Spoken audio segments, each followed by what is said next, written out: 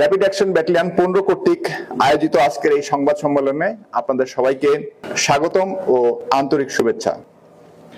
গণপ্রজাতন্ত্রী বাংলাদেশ সরকারের নির্দেশিত মাদকের বিরুদ্ধে জিরো টলারেন্স নীতি বাস্তবায়নে র্যাব বদ্ধপরিকর। আপনারা জানেন যে পার্শ্ববর্তী দেশ থেকে কতিপয় সংঘবদ্ধ চক্র মাদকের বড় চালান সমুদ্র পথে মাছ ধরার ট্রলারের মাধ্যমে এনে অভিনব পন্থায় মজুত করছে। পরবর্তীতে কক্সবাজার সহ দেশের বিভিন্ন জায়গায় এগুলো সরবরাহ করে। এই মাদক বিভিন্ন মাধ্যম হয়ে দেশের সর্বত্র ছড়িয়ে পড়ছে। এতে আমাদের যুব সমাজ মাদকাসক্ত হয়ে নানাবিধ অপরাধের সঙ্গে জড়িয়ে পড়ছে।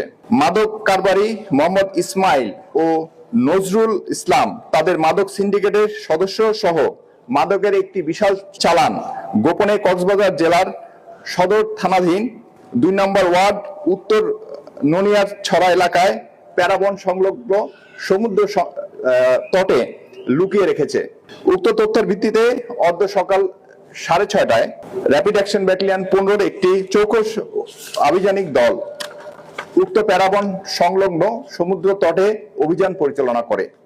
র্যাবের উপস্থিতি টের পেয়ে দৌড়ে পালানোর সময় র্যাব সদস্যগণ মাদক ব্যবসার সাথে জড়িত 2 জনকে আটক করতে সক্ষম হয়।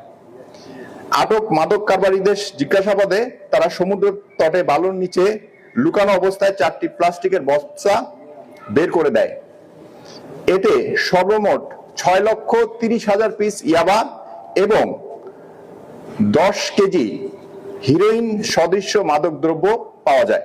গ্রেফতারকৃতদের পরিচয় বিস্তারিত: মোহাম্মদ ইসমাইল, পিতা মৃত মোহাম্মদ আহমেদ, চরণদ্বীপ, পোস্ট চকরিয়া, 8 নম্বর ওয়ার্ড, থানা চকরিয়া, জেলা কক্সবাজার। দ্বিতীয়